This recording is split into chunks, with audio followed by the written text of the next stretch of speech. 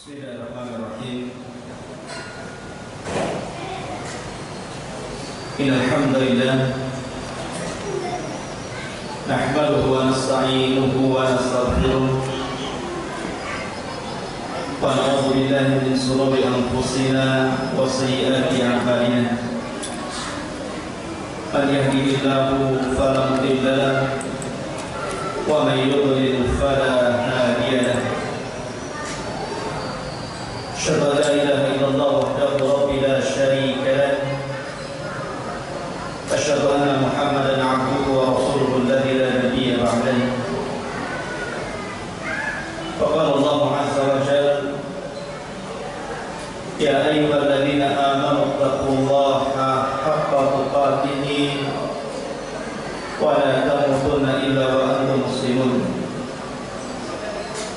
فإن أصدق الحديث كتاب الله وخير الهدى هدى محمد صلى الله عليه وسلم وشر الأمور محدثاتها وكل محدثة بدعة وكل بدعة ضلالة وكل ضلالة في النار. معاشر المسلمين والمسلمات rahimani wa rahimakumullah. Alhamdulillah, pada sore kali ini Allah Subhanahu wa taala masih memberikan kekuatan kepada kita sehingga kita bisa meringankan langkah untuk hadir dalam acara buka bersama. Dan sebelum itu tidak mengapa kita menambah ilmu. Duduk sebentar sebelum kita berbuka dan berdoa kepada Allah Subhanahu wa taala di waktu yang sangat mustajab qabla al-iftar. Ma'asyiral muslimin rahimani wa rahimakumullah. Pembahasan ini bukan pembahasan yang sangat asing, bukan pembahasan yang jarang dibahas, tapi pembahasan ini sering dibahas oleh guru-guru kita, ustaz-ustaz kita, dan ini hanya sekedar mengulang saja. Dan terkadang ikhwat fillah yang dimuliakan Allah Azza wa Jalla, setiap pengulangan nasihat itu terdapat pelajaran. Fa inna dzikra, sesungguhnya peringatan itu tanfa'ul mu'min, terkadang bermanfaat untuk orang-orang yang ada keimanan pada hati. Pembahasan yang ingin saya bahas adalah tentang masalah ni'matul jannah, kenikmatan surga. Ma'asyiral muslimin rahimani wa rahimakumullah. Kita tahu bahwa surga adalah darun a'adda Allahu lil muttaqin wa liman asa minal muwahhidin. Surga adalah sebuah tempat yang Allah Subhanahu wa taala peruntukkan untuk orang-orang yang bertakwa dan orang-orang yang ahli maksiat, akan tetapi mereka mentauhidkan Allah Subhanahu wa taala. Dan ini sebagai pacuan akidah ahli sunnah wal jamaah bahwa para pelaku dosa besar itu tidak dikekalkan di neraka. Karena manhajnya orang-orang Khawarij dan juga Mu'tazilah, mereka mengatakan bahwa para pelaku dosa besar itu dikekalkan di neraka. Maka ahli sunnah wal jamaah mengatakan bahwa para pelaku dosa besar tahta masyiatillah, di bawah kehendak Allah. Kalau Allah mau, Allah langsung masukkan dalam surga. Kalau Allah mau, Allah azab dulu di neraka, kemudian Allah masukkan ke dalam surga. Makanya surga adalah satu tempat yang Allah sediakan untuk orang-orang yang bertakwa dan orang yang bermaksiat, akan tetapi mentauhidkan Allah Subhanahu wa taala. Ini pengertian surga. Ma'asyiral muslimin rahimani wa rahimakumullah. Di mana tempat surga? Kita tahu bahwa surga itu di atas langit yang ketujuh. Tepatnya di atas Sidratul Muntaha, dan ujungnya adalah singgasana Allah atau Arsy Ar-Rahman. Mana dalilnya bahwa surga itu di atas Sidratul Muntaha? Allah mengatakan Sidratul Muntaha indahu Jannatul Ma'wa. Nabi SAW pernah sampai di Sidratul Muntaha ketika melakukan perjalanan yang disebut dengan Isra dan Mi'raj. Makanya Nabi SAW disempatkan masuk dalam surga, karena memang surga di atas Sidratul Muntaha. Allah mengatakan Sidratul Muntaha indahu atau indaha Jannatul Ma'wa. Di atasnya adalah surga untuk orang-orang yang bertakwa dan untuk orang-orang yang bermaksiat dari kalangan ahli tauhid. Dan paling ujung surga itu adalah Arsy, dan dialah surga Firdaus. Itu surga yang paling tinggi, itu surga Firdaus. Makanya Nabi SAW bersabda, "Idza sa'altumullaha fas'alu al-firdausil a'la." Apabila kalian meminta kepada Allah Subhanahu wa taala surga, jangan tanggung-tanggung, mintalah surga Firdaus, surga yang paling tinggi, yang atapnya adalah Arsyur Rahman, singgasana Allah Subhanahu wa taala. Dan surga Firdaus itu bertingkat-tingkat. Jadi bukan satu tingkatan, dia bertingkat-tingkat. Makanya ketika Ummul Harithah bertanya kepada Rasulullah SAW tentang keberadaan putranya Al-Harithah, jadi ketika itu Harithah ikut perang Badar bersama Rasul. Akan tetapi sebelum peperangan dimulai, Harithah ini di tengah malam hendak mencari air atau buang hajat. Kemudian oleh penjaga peperangan dari kalangan kaum muslimin disangkanya musuh, kemudian dipanah dan meninggal. Ini belum terjadi peperangan, jadi salah tembak. Mestinya diarahkan kepada musuh, malah diarahkan kepada Al-Harith, dan itu sebelum terjadi peperangan. Maka kemudian setelah terjadi peperangan di Kota Fidin, kemudian kaum muslimin mendapatkan kemenangan di Badar, maka mereka pulang ke Madinah. Maka masing-masing sahabat menyebutkan tentang kabar Badar, termasuk juga para syuhada Badar. Maka Ummul Harithah, ibunya Harithah ini bertanya, di mana anak? Maka kemudian orang mengatakan, kutil, anakmu telah dibunuh. Maka Ummul Harithah senang dan mengatakan, bahin, senang. Kenapa? Anaknya syahid. Akan tetapi ketika dia mendengar bahwa anaknya dibunuh atau terbunuh sebelum peperangan, dan yang membunuhnya seorang muslim juga karena salah tembak, mulai dan dia ucap, sudah hilang kesenangan, sehingga dia mendatangi Nabi SAW dan mengatakan, ya Rasulullah, habarkan kepadaku aina Harithah, di mana Harithah? Apakah Harithah fi nar atau di jannah? Apakah Harithah di neraka atau di surga? Maka Nabi SAW mengatakan kepada Ummul Harithah, katakan, ya Ummul Harithah, sesungguhnya surga itu bukan satu tingkatan, tapi bertingkat-tingkat. Dan putramu Harithah takun atau yakun fil firdausil a'la, dan putramu berada di surga Firdaus yang paling tinggi. Kalimat Firdausil a'la, surga Firdaus yang paling tinggi, menunjukkan ada yang rendah, ada yang rendah. Namanya tinggi tentu ada yang rendah. Dan di situ jadi dari para ulama bahwa surga itu, surga Firdaus itu bertingkat-tingkat. Lalu di atas surga itu apa? Di atas surga itu namanya ghuraf. Yang kata Nabi Sallallahu Alaihi Wasallam, yura dhahiruha batinuha wa batinuha dhahiruha. Jadi kamar-kamar itu terlihat keindahannya dari luar dan dari dalam. Kalau saya ilustrasikan itu seperti kalau antum membuat sebuah rumah terbuat dari kaca semua. Kemudian antum isi dalamnya kursi yang indah, sofa yang indah, kemudian lemari yang indah dengan berbagai macam bunga-bunga yang indah yang kalau dilihat dari luar indah sekali rumah itu. Itulah murah.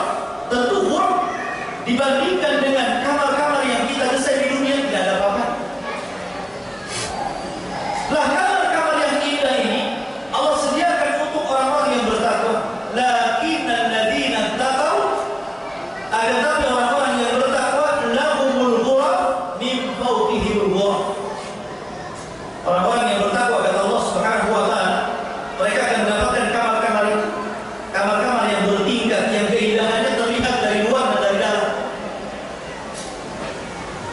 Ketika para sahabat bertanya kepada Nabi sallallahu alaihi wasallam, "Ya Rasulullah, liman hadzal ghuraf?" Untuk siapa ghuraf? Untuk siapa?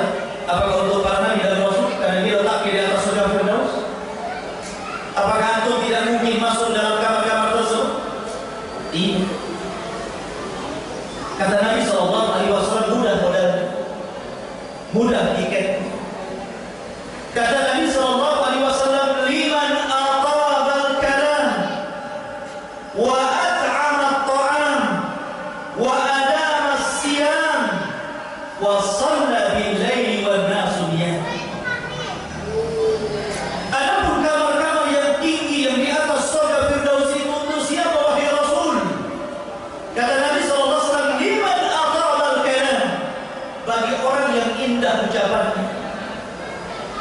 Qul khairan aw liyasmut, katakan yang baik atau tidak. Kemudian waliman at'ama at-ta'am, dan bagi orang-orang yang suka memberi makan fakir miskin, anak-anak yatim, orang-orang yang susah dan membutuhkan.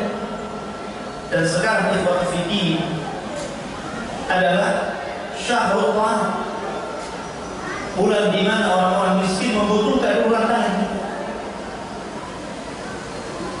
Termasuk juga menyediakan iftar, termasuk at'ama at-ta'am. Kemudian kata Nabi sallallahu alaihi wasallam, wa adama as-siyam, dan orang-orang yang melanggengkan puasa, suka puasa Senin Kamis, puasa 3 hari dalam sebulan, ataupun puasa dalam. Seandainya antum paling kecil puasa, minimal yang melakukan dalam sebulan 3 kali puasa yang disebut dengan ayyamul bid, 13, 14 dan 15, sesungguhnya antum seolah-olah berpuasa setiap hari. Mana dalil? Kata Nabi sallallahu alaihi wasallam, man jaa bil hasanati wal hasanatu bi asyri amsalihah. Siapa yang mendatangkan satu kebaikan, maka kebaikan itu akan dilipat gandakan menjadi 10 kali lipat kebaikan. Berarti 3 kali 10, 30 hari. Berarti kalau antum puasa 3 hari, seolah-olah antum puasa setiap hari. Itu baru puasa ayyamul bid. Kalau antum lagi dengan puasa Senin Kamis, puasa Daud, subhanallah. Maka kamar-kamar itu kata Nabi sallallahu alaihi wasallam diperuntukkan untuk siapa? Untuk adama as-siyam, untuk orang-orang yang melanggengkan puasa. Itu baru puasa sunnah ya. Apalagi puasa wajib seperti Ramadan. Wa shalla bil-laili wan nasu niyam, dan untuk orang-orang yang sholat di malam hari tahajud sementara manusia tertidur. Dan sekarang adalah syahrul tahajud, bulan tahajud. Syekh Ibnu rahimahullah ta'ala ditanya tentang seseorang yang sudah melakukan tarawih setelah isya, kemudian dia melakukan tahajud di tengah malam, boleh tidak wahai Syekh? Kata Syekh Ibnu, tidak apa. 2 rakaat. Asal jangan mengulang witir. Kalau antum sudah salat witir bersama imam di salat tarawih, kemudian antum mau melakukan qiyamul lail, itu tidak ada masalah. Tapi jangan melakukan witir lagi. Karena Rasul mengatakan la witrani fil lail, tidak ada witir dalam satu malam. Sebab kalau witir kita witir jadi genap. Antum enggak witir. Ma'asyiral muslimin rahimani wa rahimakumullah. Lah, ghuraf ini ikhwatu fiddin, kamar-kamar yang indah ini, jarak di antara surga Firdaus ke kamar-kamar itu sama dengan jarak bumi kepada kita. Terbayang? Jadi kalau antum diberikan tempat oleh Allah Subhanahu wa taala di dalam kamar-kamar tersebut, maka antum bisa melihat seluruh keindahan surga yang ada di bawah.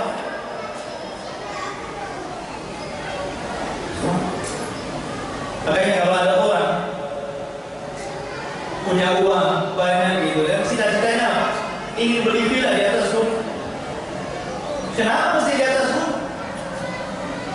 Kenapa nggak membawa di bawah? Sebab kalau dia di bawah dengan yang lainnya, tengok ke kiri, tengok rumah orang, tengok ke kanan, rumah orang juga gitu. Ke depan jalan, ke belakang juga pantat-pantatan dengan rumah orang. Stres gitu ya. Tapi kalau antum punya rumah di atas ikhwatu fiddin yang dimuliakan Allah Azza wa Jalla, antum bisa melihat ke bawah. Antum bisa melihat gunung-gunung dan indah, bisa melihat bangunan-bangunan, bisa melihat orangnya, lampu-lampu di malam hari indah. Makanya terkadang rumah itu mahal view-nya daripada mahal bangunannya. Itulah kalau kita ilustrasikan bahwa ghuraf itu berada di atas surga. Jika antum melihat ke bawah, subhanallah indah. Surga saya sudah indah itu. Seandainya saya ini bisa menceritakan surga, mungkin tidak ada orang yang sehebat saya menceritakannya, tetap surga menyelisih apa yang saya ceritakan. Karena keindahannya tidak bisa diceritakan. Ini hanya sekedar memberikan gambaran sedikit dari keindahan surga. Ma la 'ainun ra'at wa la udhunun sami'at wa la khatara 'ala qalbi bashar. Surga itu tidak bisa dilihat, maka keindahannya didengar telinga, terlintas saja, saking indah. Lalu di atas ghuraf ada namanya maqam. Langit, Sidratul Muntaha, surga, ghuraf, maqam. Dan maqam ini diperuntukkan untuk Nabi kita Muhammad sallallahu alaihi wasallam. Wa minal laili fatahajjad bihi nafilatan lak asa rabbuka an yab'atsaka maqaman mahmuda, tempat yang sangat terpuji. Dan maqam ini terdiri beberapa maqam. Terdiri dari tempat-tempat yang sangat mulia. Salah satunya adalah maqam Rasul kita Muhammad SAW. Itu maqam yang paling tinggi dari seluruh para nabi dan rasul. Maqam Rasul kita Muhammad SAW maqam yang paling tinggi, karena dia adalah pemimpinnya para nabi dan rasul. Dari 120.000 nabi, Allah pilih yang diketahui nama hanya 25 nabi dan rasul.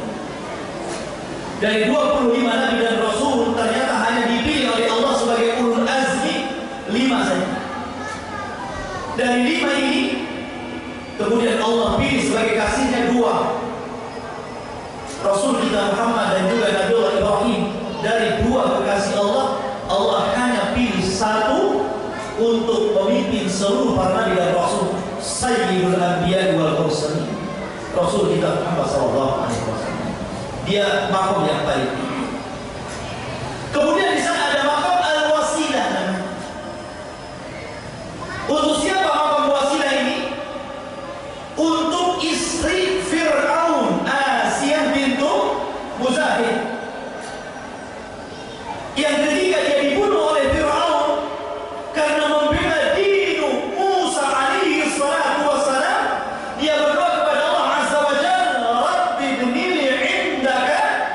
bayitan fil jannah. Ya Allah, enggak masalah aku harus mati seperti ini, tapi aku meminta kepadamu sediakan satu tempat untukku di surga. Asia itu satu wanita yang memilih syahid daripada menikmati kekayaan Fir'aun. Kurang apa Asia itu? Dia istri orang nomor satu di Mesir, yang bergelimpangan dengan harta dan kekayaan, menginginkan sesuatu tinggal suruh sana sini, tapi dia memilih disiksa Fir'aun dan para tentaranya karena mengikuti dinnya anak angkatnya Musa alaihi salatu wassalam hingga berakhir mengenaskan syahidah, sampai akhirnya dia meninggal syahid. Dan sebelum meninggalnya dia berdoa kepada Allah, Rabbi ibnili indaka baitan fil jannah. Ya Allah, bangunkan untukku satu rumah di surga. Sebelum meninggal ditampakkan maqam, disebut maqam al-wasilah. Di sana lalu Asya bintu Muzahir ini akan menikah dengan siapa di surga? Bukankah Fir'aun masuk neraka? Maka dia akan menikah dengan Rasul kita Muhammad sallallahu alaihi wasallam. Termasuk juga Maryam bintu Imran. Dia memiliki maqam namanya maqam al-fadilah. Makanya dalam doa setelah adzan, Allahumma rabba hadhihi da'wati tammah was-salatil qa'imah, di sini lainnya ati Muhammadanil wasilata wal fadilata wa ba'athu maqaman mahmuda. Dan Muhammad diberikan wasilah dan juga fadilah. Siapa wasilah? Asya bintu Muzahir. Siapa fadilah? Maryam bintu Imran. Paham? Karena orang baca doa enggak paham. Kedudukan yang tinggi yang diberikan Nabi sallallahu alaihi wasallam.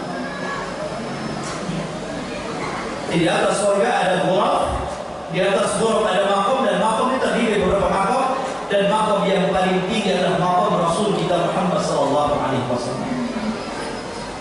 Sayyidul Arsh. Ma'asyiral muslimin rahimani wa rahimakumullah. Ketika seluruh manusia melintasi siratal mustaqim, wa in kuntum illa waridha, kalian pasti melewati. Semua para nabi dan rasul semua melewati jembatan. Dan jembatan ini jisrun mamdulun fawqa jahannam. Satu jembatan yang terbentang bawahnya itu neraka jahanam. Ada yang kemudian berhasil, ada yang jatuh sesuai dengan keimanan. Ketika seluruh manusia berhasil melewati siratal mustaqim, maka mereka akan berkumpul di sebuah tempat. Di depan mereka pintu-pintu surga yang tidak bisa dibuka. Makanya kata Nabi, la ya'tiyanna zamanun syadidun minaz-zina. Akan datang waktunya kelak, satu waktu di mana manusia berdesak-desakan di pintu surga. Mereka nggak bisa masuk karena pintunya tertutup, tidak ada yang bisa membuka. Maka kemudian Allah Subhanahu wa taala mengizinkan Rasul sebagai syafaatul khasah. Kita tahu bahwa Nabi itu memiliki syafaat khusus yang tidak diberikan kepada nabi-nabi yang lain, yang tidak diberi kepada rasul-rasul yang lain. Seperti apa? Seperti syafaatul udhman. Ketika manusia berada di padang mahsyar, kemudian datang kepada Nabi Adam, kemudian Nabi Nuh, Nabi Ibrahim, Nabi Musa, Nabi Isa, semua ulul azmi dia sambung untuk memutuskan perkara mereka. Maka Nabi sallallahu alaihi wasallam akhirnya memutuskan perkara mereka. Syafaatul khas bagi Nabi. Kemudian Rasul sallallahu alaihi wasallam meminta kepada Allah untuk meringankan azabnya pamannya Abu Thalib. Ini juga syafaatul khas. Termasuk juga Nabi SAW membukakan pintu sorga dan memasukkan orang-orang yang divonis masuk sorga, kemudian mereka tidak masuk sorga, maka Nabi SAW memasukkan mereka ke dalam sorga karena syafaat dari Allah Subhanahu Wa Taala. Namanya syafaatul khas, syafaat khusus. Maka dari turunan itu keluarlah Nabi Rasul kita Muhammad SAW mendekati pintu sorga. Maka Rasul kemudian berusaha untuk menggedor pintu sorga. Maka berkatalah khazanatul jannah, siapa? Malaikat Ridwan. Mana anta, siapa kamu? Maka Nabi SAW mengatakan, ana Muhammad. Subhanallah. Rasul SAW tidak mengatakan saya Rasul, saya Nabi, saya ulul azmi. Tawadu, rendah diri. Rasul mengatakan ana Muhammad, saya Muhammad. Maka malaikat Ridwan mengatakan bika umirtu an la aftah li ahadin qabla. Karena dirimu wahai Muhammad, aku diperintah Allah agar jangan pernah membuka pintu surga selain dirimu. Maka dibukalah pintu surga.